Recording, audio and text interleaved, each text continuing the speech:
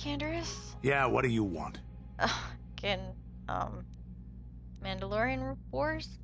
We fought against the Republic forces for some time, over the course of many battles. At the start, they were not much of a threat to speak of. But once you had taken charge, things began to turn against us. The Republic fleets began to use more than just basic tactics. Feints, counterattacks, mass deceptions. You were a genius on the field. You are held in very high regard among my people. You abandoned worlds of their defenders so that others could be too fortified to strike. You made sacrifices in order to advance your goals. Such strategies had never been enough to best us before. In the end, you proved too much for us. What about the Sith? The Sith had gone, retreated into their empire. They sealed themselves off from the rest of the galaxy. We thought it would be centuries before they'd come back. It's amazing that they could rebuild their fleet so fast. But at the time, it looked like the galaxy was in our grasp. I still remember that final battle in the skies above Malachor 5. The two fleets filling the space around it, outshining the stars. What happened in the battle? It was not your ships, or your men, or your vaunted fight for freedom that won this, the final battle of the war. It was by the actions of one person, you, that the Republic prevailed. Your strategies and tactics defeated the best we could send against you. Even Mandalore himself was taken aback by the ferocity of your attacks, the tenacity of your defenses, and the subtleties of your plans. You fought us to a standstill, and then began pushing back. We really didn't have a chance. Why didn't you retreat? It was what we had wanted all along, in a way. We wanted to fight the best, in a battle that would be remembered for centuries. And we did. And you won. I hold no grudge against you, nor do any of my people. It was the greatest of honors to fight against you, even in defeat. It is even more of an honor to fight beside you now. Had you been born of the Mandalorian clans, surely nothing in this galaxy would have been able to stop us. But wishing for the past to be different is useless. Better look to the future, as we should now. We'll talk more later, I think. Is there something else you want to know? Nope. Your choice. Yeah, what do you want? More talk? The war we had with the Republic was supposed to be the most glorious battle in our history. But it was a very costly one. I guess we didn't think of how much we could lose in it. How much did you lose? There weren't many of us after that last battle. Mandalore himself was killed at the hands of the Jedi Revan. The best of us could not defeat him.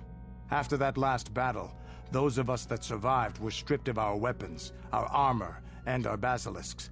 The Republic's forces destroyed them while we were forced to watch. Those who hadn't fled earlier were left with nothing to call their own. No weapons, no armor. Only the honor of having fought in the battle we just lost. For many, this was not enough. While the rest of us were sent into exile on the Outer Rim, they tried to relive the old days, raiding worlds. They're nothing more than bandits now. And you found work as a mercenary? Yeah, I found word on Taris. And forcing for Davik was not stimulating. The gangs on Taris and Davik's rivals were trash. They give no thrill in battle, no honor or glory in defeating them. It was like stepping on bugs. I sought worthy challenges, but the best that Taris could offer were nothing to me. But I think now, with you, I may finally find opponents worth fighting. You're a worthy companion. Maybe later I'll tell you more about what it was like to work for Davik. For now, though, we should get on with our lives. Is there something else you want to know? Nope. Your choice. Hey, Jolie. Got something on your mind, do you? You mentioned your wife before? I don't want to talk about that. Well, I don't mean to pry, but... Yes, you do. You may mean well enough, but my private affairs are just that, private. Let me tell you something. Once you've lived as many years as I have, you'll have yourself a long, long list of memories. If you're lucky, most of them will be good. If you're not, Some will be bad. If you're really unlucky, some will be so bad you never want to be reminded of them again, ever. You'll go far away, to a place that doesn't hold any memories at all. And there you'll be happy just to forget and be forgotten. Is that why you went to Kashyyyk? Partly, maybe. I doubt I could ever explain it to you fully, even if I wanted to. Let me ask you this. Have you ever been in love? Truly in love, I mean, and not simple infatuation. Well... Exactly. You're still at the beginning of your life. There will be men in your life, perhaps many men. But if you're fortunate, you'll find love once. The Jedi, with their damnable sense of overcaution, would tell you love is something to avoid. Thankfully, anyone who's even partially alive knows that's not true. Well, that's what I've always thought. Love doesn't lead to the dark side. Passion can lead to rage and fear, and can be controlled. But passion is not the same thing as love. Controlling your passions while being in love, that's what they should teach you to beware. But love itself will save you, not condemn you. Listen to me go on as if I had all the answers. What do I know of love anymore? I'm just a lonely old man who's not even a Jedi. I still want to hear what you have to say. You do you? I wouldn't listen too closely. I'm no authority on anything. I just think that the greatest things in life shouldn't be avoided because they come with a few complications. Love causes pain, certainly. Inevitably, love is going to lead to as much sorrow and regret as it does joy. I suppose there are perfect, eternal loves out there, but I haven't seen any. And how do you deal with the bad part of love is what determines your character. What determines the dark side's hold over you.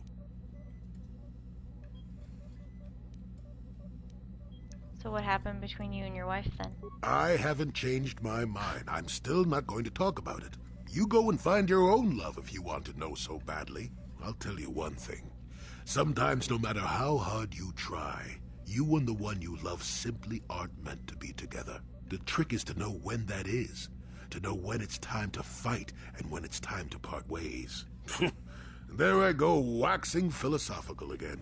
Somebody blast me already. Let's get going before I start talking in riddles, damn it. Let's see if Jolie has anything left to say. Got something on your mind, do you? Why did you leave the Jedi? Who said I left the Jedi? You did. You said you weren't a Jedi any longer. Well, technically I was only a Padawan. Not that that makes a difference to most, but as for the Order itself, no, I never left it. It left me. And what does that mean? You know what I hate? Well, lots of things really, but I'm old and easily annoyed, but that's besides the point. What I really hate are how most people view the Jedi. Everyone thinks that the Jedi are perfect, that they can do no wrong. They think the Jedi Council is completely incapable of injustice. Well, I don't think that. I guess you aren't as stupid as you sometimes act. Hey. No doubt you've been on the receiving end of Jedi justice at least once, eh? And I'm not even talking about how some of us fall to the dark side. No, that's plenty indication of our fallibility. But it's something else entirely. No, I'm talking about how more than often not, your average robe-wearing Jedi can try to do the right thing and still be completely wrong. What do you mean? I suppose I'm not being very clear, am I? No. Come to think of it, I don't have to be clear. Someone my age is entitled to ramble, damn it. But for your sake, I'll try to explain. I'll tell you a little tale about a Jedi master I once knew. Hortath, I think. Or was it Horthoth? I could never get it straight. I'm listening. Go on. Where was I then? Oh yes, Master Hortath. He was a kindly old Jedi who meant well, but the most nearsighted thing in the Corps, I swear. He would walk into walls, knock over tables, mistake apprentices for rancor beasts, that sort of thing. What? And he was too proud to submit to proper treatment. Some used to counsel him and urge to use the Force, Master Hortath. Allow the Force to see for you. But he refused to believe that his eyes were failing. He simply squinted more and more as the years went on, the other Jedi resignedly passing it off as the amusing quirk of a compassionate old man. Go on.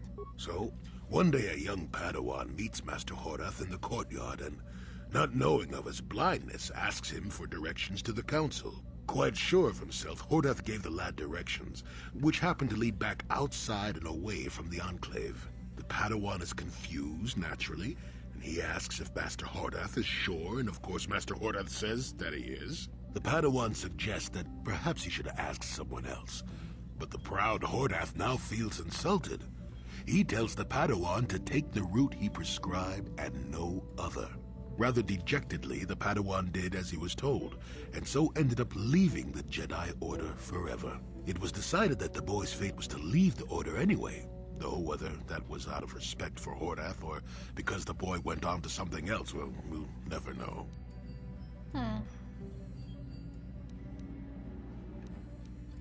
So, what does this have to do with the Jedi leaving you? Not much. I never knew the Padawan nor met Master Hordath himself. He was before my time. I don't understand. The tale is about blindness, and I thought the point was clear. At any rate, you think about it. You're the one who asked why the Jedi left me, remember? Now let's get going. My feet are itching for a good run. But I still don't... Hey. Statement. HK-47 is ready to serve, Master. So you belong to Revan originally? Statement.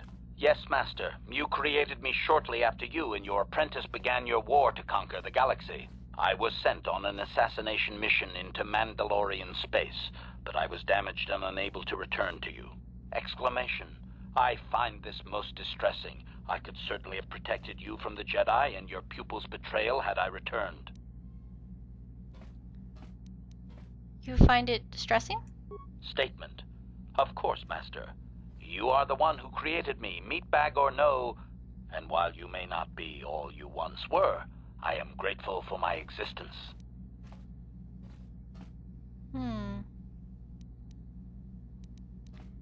Am I very much like the Revan you knew? Observation. You are different in many fundamental ways, Master. You have a concern for life that is unsettling. This cannot solely be caused by memory loss. I do not know how to explain it. Regardless, you do seem to be improved overall from the human I once knew. Did you know anything about the Starforge? Answer. No, Master. You never did make me privy to any of the Starforge's secrets. What can you tell me of Malak? Commentary. Your former pupil is efficient and brutal, even for an organic. I rather liked him when you first introduced me to him. If I had known what he would do to you, Master, I would have gladly removed his entrails right then. I appreciate that, HK. Why the meatbag references? Answer. It was you who programmed me thus, Master.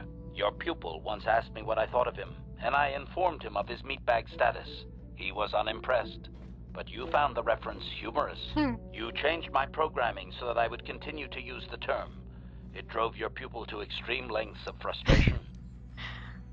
Good to know that I had sense of humor. So Malak was the original meatbag. I like that. Observation. Of course you do, Master. You did then as well. Well, that'll be all, HK.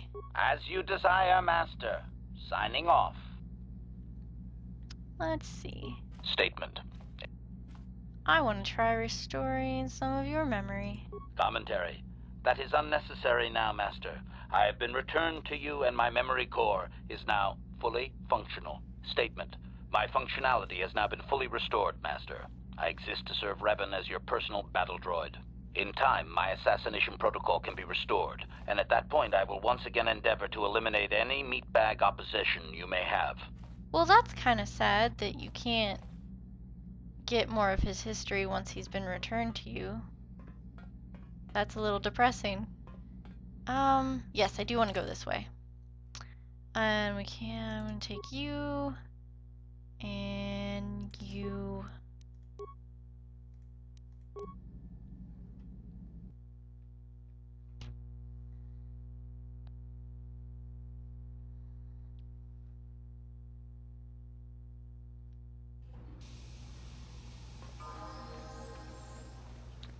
mission leveled. What's going on? What? Yikukuno no ba mulira chikun. Tonghit kun chonching. I'm the Dark Lord of the Sith. Yeah, who are you? Ta kumjus tak miki grabel mogo. Kachichu ita bodunga. Tolbabank wale oganda naru. You're with the exchange. Ke puna. Bunanai chachu chinba mulira tawana. Chi gratu loda pograshi onion komba chintono muchuba. Loda dita kun. Ita patisa batu. Ronda di hotonga kun hankabi. Wana kun bez ching palamule. And how do you know who I am? Tag biz jubonko kokimak banka. Ching palachiska mule tunarana nu kuyami juz chikata na patoga ya fulki gokogala jiji. Gawan. Go on. Manaman atota. Hakki jukrata bola shui chongatong. Jong no buntong haitwam jiji jumblumpa. Nita poe tikito. Dolpa da bonkwaleo gandona chu. Ka chikun ita hodonga. Yiking kuno ba mulerachi. And how does this involve you? Tong abog sha umninang. Wanga kun based king. And you're gonna give these items to me? Kava dumpa ku palia mukapata. Bonana chaku. Ikun kono tolpa da bongwale gando nangugu chuchut. Kava dum ku pelio botenya. Bonanai. I'll check it out on Korriban. We tam boragatong. Mulira siyang turong ni tong abog siya ninang. Wanga based king. So yeah, they put a tracking device on my ship to figure out, because normally they dealt with Davik for special items, but then they didn't know me, they didn't trust me, but they had reports that we were going to different planets, so they wanted to learn a little more about me, and they put a tracking device on the ship. And then discovered that I was taken to the Leviathan, and then did a little digging, and now they know that I'm Darth Revan. So, or was Darth Revan, I should say. So yeah, now he wants to offer his services. Because they figure that I'm trustworthy. Okay. Ki mulira kun king. Tong hitwama ag I don't like the sound of this. chiwi aita ka chong chicha. Agi inko tune chuna mulira. What kind of mistake? Chiwa aita kang kicha na chupornibo. Kun mulira slimo poiwanga tong So he's gone? topa na oto vokasa. Pampa ki mulira kun king. Chang just cronky to patslimo. Chi ita kanki chan na kilikon. Kinba mulira dwanaji. Well, I'm gonna have to find him. Just cronky to patslimo. Chi ita kanki chan na kilikon. Kinba mulira dwanaji. Damn it, Griff. Won't you ever learn? How can my own flesh and blood be so stupid? Chiwa aita kanki cha na chupornibo. Kun mulira slimo. So yeah, Griff is gone. He messed up with the ale, and he just decided that he was going to flee as quickly as he could. A mission. Hey there. What can I do for you? Your brother. I want to thank you for helping me with Griff. You did everything you could for my brother. More than most people would have. I know it might look like it didn't make any difference in the end. Griff's in debt and on the run like usual. But at least I know we tried to help him. Don't give up on him, Mission. He could still change. Maybe. I know people can change no matter how bad they were, but I'm not holding my breath. None of us is perfect, but I've come to realize that Griff is a little less perfect than most. My brother is what he is, but I've learned to deal with that. I'll never forget that he looked after me when I was just a kid, but I don't feel like I owe him anything anymore. So you're okay? I've made my peace with Griff and what he means to me. If he ever shows up again, I'll deal with him. But I'm not gonna dwell on my brother anymore. It's time to move forward. So, is there anything else you need? Nope. Okay, have it your way. Light side points. Okay. We're gonna get out of here.